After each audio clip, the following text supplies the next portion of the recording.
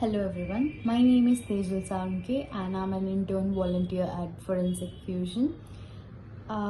आज हम लोग माइक्रोस्कोपी इन फोरेंसिक साइंस के बारे में थोड़ा बहुत जानेंगे।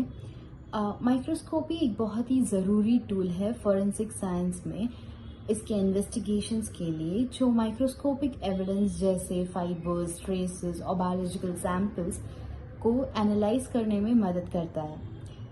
इस प्रेजेंटेशन में हम लोग 5 इम्पॉर्टेंट माइक्रोस्कोप्स के बारे में बात करेंगे, जैसे कि polarising microscope, comparison microscope, stereoscopic microscope, fluorescent microscope और इलेक्ट्रॉन माइक्रोस्कोप। हर एक माइक्रोस्कोप का प्रिंसिपल, वो कैसे काम करता है और फोरेंसिक में इसका रोल क्या है, इस सब के बारे में हम लोग जानेंगे। माइक्रोस्कोपी का मतलब है किसी छोटी चीज को मैग्नीफाई करके उसकी डिटेल्स देखना जो नेकेड आई से विजिबल नहीं होती। फोरेंसिक साइंस में माइक्रोस्कोपी काफ़ी इम्पॉर्टेंट है क्योंकि ये माइन्यूट एविडेंसेस जैसे कि ग्लास फ्रैगमेंट्स, फाइबर्स या बायोलॉजिकल मटेरियल्स को एग्जामिन करने में मदद करता है। लाइक फॉर एग्जाम्पल अगर बात करें तो अगर हमें क्राइम सीन पर अगर एक सिंगल हेयर मिला तो माइक्रोस्कोपी से हम लोग उसका स्ट्रक्चर, कॉम्पोजिशन और ओरिजिन का पता लगाया जा सकता है। इसी तरह से अगर हमें एक स्मॉल पेंट चिप या सॉइल पार्टिकल मिला तो उसको भी एनालाइज करके क्राइम सीन और सस्पेक्ट के बीच का कनेक्शन इस्टेब्लिश किया जा सकता है। माइक्रोस्कोपी फोरेंसिक एक्सपर्ट्स के लिए एक पावरफुल टूल है जो उन्हें माइक्रो लेवल पे क्लूज ढूंढने और क्रिमिनल्स को जस्टिस तक ले जाने में मदद करती है। हम दूसरे माइक्रोस्कोप्स या फिर टाइप्स ऑफ माइक्रोस्कोप जो भी है उसके बारे में थोड़ा डिटेल में जानेंगे। पहले polarising microscope. Polarising microscope polarised light का यूज़ करता है जो एक सिंगल प्लेन में वाइब्रेट करता है। जब ये polarised light birefringent material से इंटरैक्ट करती है जैसे फाइबर्स या मिनरल्स, तो वो लाइट्स को 2 बीम में तोड़ देती है। यह बीम्स इंटरफेरेंस पैटर्न्स बनाती है जो मटेरियल्स के ऑप्टिकल प्रॉपर्टीज जैसे रिफ्रैक्टिव इंडेक्स को हाईलाइट करते हैं। अगर इसकी वर्किंग मैकेनिज्म की बात की जाए तो इसमें पोलराइजर होता है, तो एक लाइट सोर्स से निकलते लाइट को पोलराइजर फिल्टर करता है ताकि सिर्फ एक प्लेन में वाइब्रेट करे। और सैंपल इंटरेक्शन में जब ये polarised light birefringent sample से पास होती है तो 2 रेज बनती है जो अलग स्पीड में ट्रैवल करती है और एनालाइजर इन रेज को फिल्टर करता है और इंटरफेरेंस पैटर्न्स क्रिएट करता है। और इमेज फॉर्मेशन, ये पैटर्न्स मटेरियल्स के स्ट्रक्चर और प्रॉपर्टीज को हाईलाइट करते हैं। इस पोलराइजिंग माइक्रोस्कोप के एप्लीकेशंस की बात की जाए तो यह फाइबर आइडेंटिफिकेशन में यूज होता है, लाइक सिंथेटिक फाइबर्स जैसे पॉलिस्टर या नायलॉन का एनालिसिस, मिनरल एनालिसिस, सॉइल या रॉक्स के मिनरल्स के कॉम्पोजिशन का पता लगाना, ड्रग क्रिस्टल्स, क्रिस्टलाइन ड्रग्स जैसे मेटाम्फेटामाइन का आइडेंटिफिकेशन फॉरेंसिक टॉक्सिकोलॉजी में, फिर पेंट लेयर्स, इसमें लाइक पेंट सैंपल्स के लेयर्स को स्टडी करना जिसमें जैसे कि हिट एंड रन केसेस में।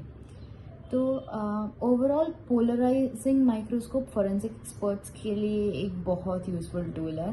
लाइक अगर सोचा जाए तो एक सस्पेक्ट के शूज पे कोई सॉइल मिलता है और उस सॉइल को लाइक क्राइम सीन के सॉइल के सैंपल के साथ हम लोग मैच कर सकते हैं। तो ये माइक्रोस्कोप ऑप्टिकल पैटर्न्स के थ्रू ये काम कर देता है।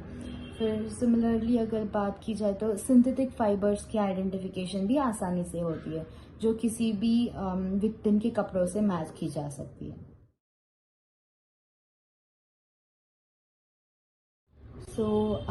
नेक्स्ट बात करते हैं कंपैरिजन माइक्रोस्कोप के बारे में। तो इसका प्रिंसिपल, लाइक कंपैरिजन माइक्रोस्कोप एक यूनिक डिज़ाइन यूज़ करता है जिसमें 2 ऑप्टिकल पार्ट्स को एक सिंगल व्यू में मर्ज किया जाता है। तो ये एक टाइम पे 2 सैंपल्स को साइड बाय साइड एनालाइज करने का मौका देता है जो फोरेंसिक एनालिसिस में कंसिस्टेंसी के लिए ज़रूरी है। अगर हम लोग इसकी वर्किंग मैकेनिज्म की बात करें तो इसके डुअल ऑप्टिकल पार्ट्स होते हैं। लाइक दोनों सैंपल्स अपने स्टेजेस पे प्लेस किए जाते हैं और अलग अलग ऑप्टिकल सिस्टम से देखे जाते हैं। ऑप्टिकल मर्जिंग, मिरर्स और प्रिज्म का यूज करके दोनों ऑप्टिकल पार्ट्स को एक सिंगल व्यू में कंबाइन किया जाता है। और मैग्निफिकेशन की बात करें तो दोनों सैंपल्स को एक ही मैग्निफिकेशन में ऑब्जर्व किया जाता है। नेक्स्ट लाइक इसके एप्लीकेशंस, तो मोस्ट इम्पॉर्टेंटली ये बैलिस्टिक्स में बहुत यूज होता है। लाइक बुलेट्स के स्ट्राइशंस को मैच करने के लिए, लाइक टू नो कि वो किस फायर आर्म से फायर हुआ था, या फिर लाइक टूल मार्क्स, टूल्स के स्क्रैचेस या इम्प्रेशंस को क्राइम सीन मार्क्स के साथ कंपेयर करना। Handwriting analysis, handwriting या इंक के डिफरेंसेस को स्पॉट करना। Fibre comparison, crime scene fibres और सस्पेक्ट फाइबर्स का मैच करना।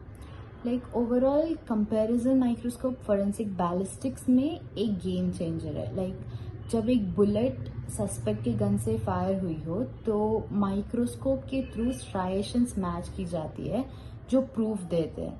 ये मेथड काफी कॉमन है कोर्ट में बैलिस्टिक एविडेंस को प्रेजेंट करते वक्त।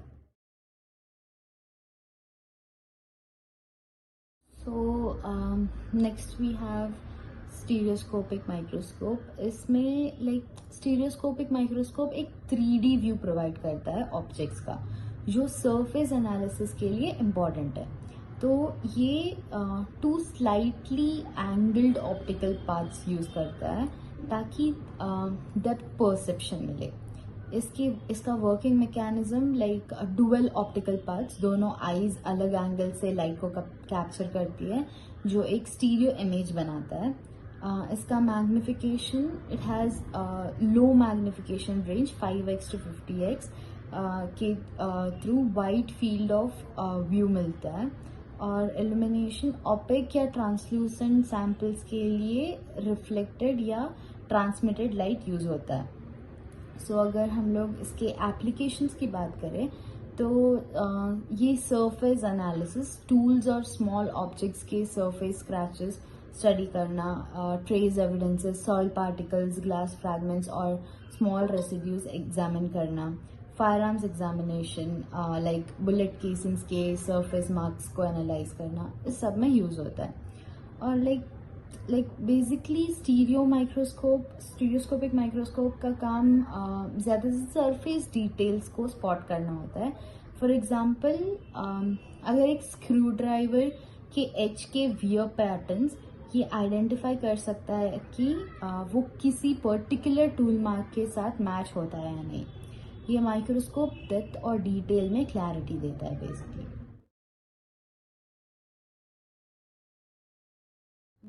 अब हम बात करते हैं लाइक फ्लोरेसेंट माइक्रोस्कोप के बारे में।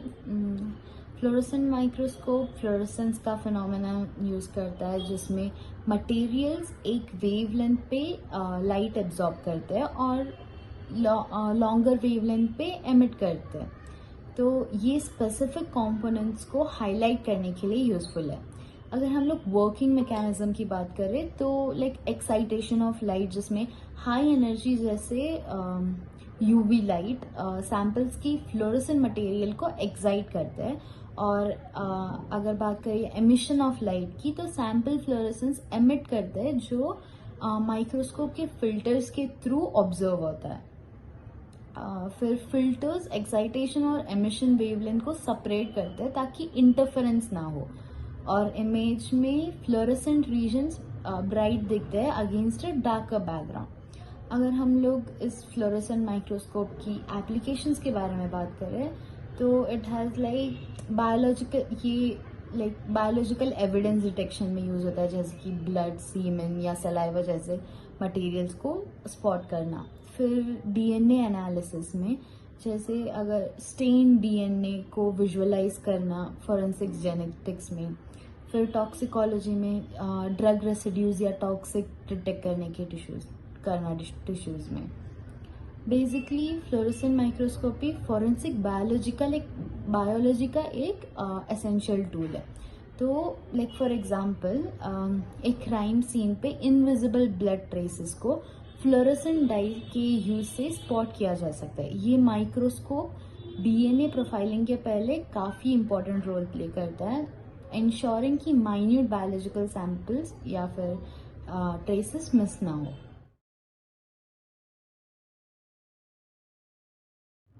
So the last microscope that we'll be talking about is the electron microscope. तो इलेक्ट्रॉन माइक्रोस्कोप्स इलेक्ट्रॉन्स को लाइट के बदले यूज़ करता है ताकि हाई रेजोल्यूशन और डिटेल्ड इमेजिंग मिले। इलेक्ट्रॉन्स सैंपल के सरफेस या इंटीरियर के साथ इंटरैक्ट करके एटॉमिक या नैनोमीटर लेवल डिटेल्स रिवील करते हैं। तो इसके दो टाइप्स है, that is SEM and TEM, and we'll be even learning about its working mechanism. So what is SEM? SEM is scanning electron microscope. तो इसमें इलेक्ट्रॉन सरफेस पे स्कैन करते हैं और स्कैटर्ड इलेक्ट्रॉन्स को डिटेक्ट करके 3D इमेजेस बनाते हैं। तो इसकी एप्लीकेशन की बात की जाए तो ये सरफेस मॉर्फोलॉजी जैसे पेंट चिप्स, फाइबर्स और टूल मार्क्स में यूज होता है।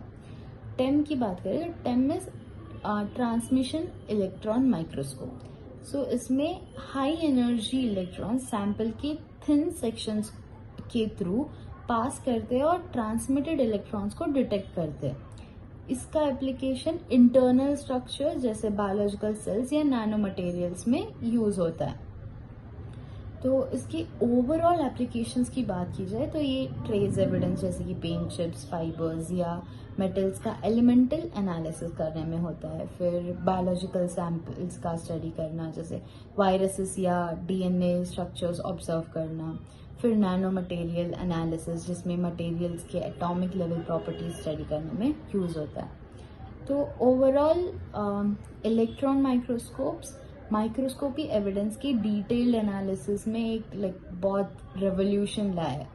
और सेम का यूज पेंट चिप्स के सरफेस स्टडी करने में होता है जो एक हिट एंड रन केस में एक सस्पेक्ट व्हीकल से लिंक प्रोवाइड कर सकता है। सिमिलरली टेम किसी ड्रग पार्टिकल के एटॉमिक स्ट्रक्चर को एनालाइज करके उसकी प्योरिटी या सोर्स डिटरमाइन कर सकता है।